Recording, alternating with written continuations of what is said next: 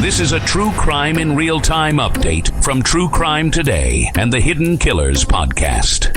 In the universe of strange adoption stories, none has reached the dizzying heights of absurdity like the curious case of Natalia Grace. This is the kind of story that makes you wonder if reality got drunk and lost its way. Now, with the latest season, the final chapter airing on Investigation Discovery, the tale somehow gets even more convoluted, as if that were possible. Let's dive into the delicious chaos of this case, shall we? Natalia Grace, the Ukrainian adoptee at the center of this ongoing carnival, kicks off the season with her midnight escape from the Mons family. You'd think she was fleeing a high-security prison, not a suburban home. Her co-conspirator? None other than Neil, her mysterious online boyfriend.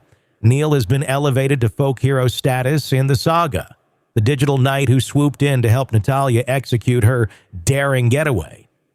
The man's family predictably reacted like characters in a soap opera, complete with finger-pointing, dramatic monologues and allegations that Natalia was an adult sociopath in disguise. Yes, according to the Manses, she's not just a woman pretending to be a child. She's the next Bond villain. They also had the gall to claim that Neil was some kind of evil mastermind manipulating poor Natalia from his keyboard. If this sounds like an over-the-top plot twist, buckle up. It's only the beginning. The escape itself played out like a scene from a spy movie. Text messages sent in code, a carefully timed exit, and a rendezvous point with the DePaul family, Natalia's new saviors. The show takes viewers step by step through the escape, complete with reenactments that are either dramatic or unintentionally hilarious, depending on your tolerance for melodrama. For Natalia, this was the turning point, a chance to leave behind a life of surveillance, restrictions, and relentless accusations. Natalia's new safe haven, the DePaul family who had previously tried and failed to adopt her. They wasted no time swooping in to offer Natalia a life that, thankfully, didn't resemble an Orwellian nightmare. Unlike her previous living situation, Natalia's life with the DePauls appears refreshingly, dare we say it, normal. She's pursuing her GED, working through past traumas in therapy, and dreaming of becoming a teacher. Oh, and she's apparently a die-hard Taylor Swift fan, using 1989 as her emotional life raft. Who knew you could shake off a scandal this big with a little Swiftie magic? The DePaul's home is a stark contrast to the Mans family's fortress of paranoia. Here, Natalia is allowed to simply exist without being treated like a criminal mastermind. The show gives us glimpses of her day-to-day life, from studying for her GED to bonding with her new family over dinner. It's almost mundane, which, in the context of this story, feels downright revolutionary. Ah, the age controversy. It's the hill that both the Barnett and Mons families seem willing to die on. Is Natalia a child or a 30-something grifter with a PhD in deception? Despite endless medical tests, court hearings, and expert opinions, no one seems capable of giving a definitive answer. You'd think with all the CSI-level tech we have, someone could figure this out, but nope. The mystery remains unsolved, and we're left watching grown adults argue over x-rays and bone density scans like they're auditioning for a medical drama. The series does a commendable job of presenting both sides of the debate without leaning too heavily in either direction. On one hand, you have medical professionals swearing Natalia's growth plates indicate she's a child. On the other, there's testimony about her supposedly adult behaviors, like understanding complex financial transactions and, wait for it, having a vocabulary too advanced for her alleged age. Because apparently, big words are incriminating now. This season comes with big promises, unseen footage, bombshell interviews, and a so-called revelation that will change everything. Sure, we've heard that one before, but who's not curious to see what fresh madness awaits? The producers have teased a climactic episode that's apparently going to rewrite the narrative of Natalia's life. Whether this means uncovering new truths or simply stirring up more questions is anyone's guess. The show's pacing is masterful, slowly peeling back layers of the story while keeping viewers on the edge of their seats. Each episode ends with a tantalizing cliffhanger, ensuring that even the most casual viewers are compelled to come back for more. The blend of interviews, archival footage, and reenactments creates a rich tapestry that's equal parts compelling and bewildering. For those tuning in late, here's a quick and dirty recap of how we got here. Natalia Grace was adopted by Michael and Christine Barnett, who thought they were bringing a 6-year-old Ukrainian girl into their home.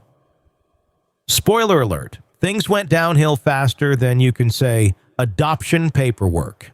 The Barnetts claimed Natalia displayed behaviors far too mature for a child, including an apparent obsession with harming others. They went so far as to have her age legally changed to 22, then abandoned her in an apartment while they skipped off to Canada. Classy, right? Enter the Mann's family, Natalia's next unfortunate stop on the foster care carousel. If the Barnetts were chaotic, the Manses were downright dystopian, keeping Natalia under a level of surveillance usually reserved for high-value prisoners. Their accusations of her being an adult con artist only added fuel to an already raging fire. Throughout all of this, Natalia has maintained her innocence, claiming she's simply a misunderstood kid caught in a nightmare. Whether she's telling the truth or has a future in the theater is one of the many lingering questions this new season aims to answer. The deeper the series dives into Natalia's life, the murkier the waters become.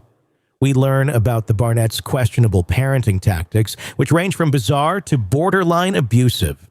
Christine Barnett's assertion that Natalia was a plant sent to disrupt their family sounds more like a rejected spy thriller plot than a credible claim. Meanwhile, Michael Barnett's tearful interviews add another layer of complexity, painting him as either a deeply remorseful father or an actor worthy of award season. The Mann's family, for their part, is no less perplexing. Their insistence that Natalia was a threat to their safety reaches absurd heights, with one particularly memorable scene featuring them detailing how they barricaded themselves in their bedrooms at night. The visual of grown adults cowering behind locked doors while a tiny Natalia roamed the house is both darkly comedic and deeply unsettling. And then there's Neil, the digital Romeo who swept into Natalia's life like a deus ex machina. His role in the escape and his unwavering support for Natalia raise eyebrows and questions in equal measure. Who is this guy?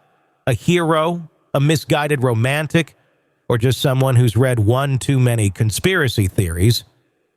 The show promises to unpack Neil's motivations, but for now, he remains an enigma wrapped in a Wi-Fi signal. If the final chapter lives up to its hype, we might finally get some closure on this roller coaster of a case. But let's be honest, this is the kind of story where answers often lead to more questions. One thing is certain.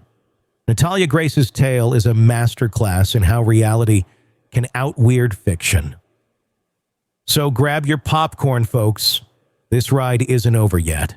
In a world where the darkest secrets lie just beneath the surface. They said it was an accident, but the evidence says otherwise. Where hidden killers roam, unnoticed, in the shadows. I think you would definitely be looking at a blend of toxic, very bad narcissistic personality traits, and they will be vengeful and possibly resort to violence. Join Tony Bruschi as he uncovers the truth behind the most chilling cases. They said it was an accident, but the evidence clearly says otherwise. Each episode, we dig deep into the minds of those who commit the unthinkable. To your point on narcissism, he thinks in his own mind how witty he is. Yeah. But he lost that jury. I was done with him in 2 minutes. From unsolved mysteries to infamous crimes. Geez, you've just talked about how you taught yourself how to do everything under the sun. I bet you did a YouTube video, how to best kill somebody with a knife. Hidden Killers with Tony Bruschi takes you where few dare to go. How does someone with such a dark secret go unnoticed for so long? With multiple new episodes every single day. We're not just telling stories, we're seeking justice. Listen now on Apple Podcasts or wherever you get your podcasts. Just search for Hidden Killers with Tony Bruschi.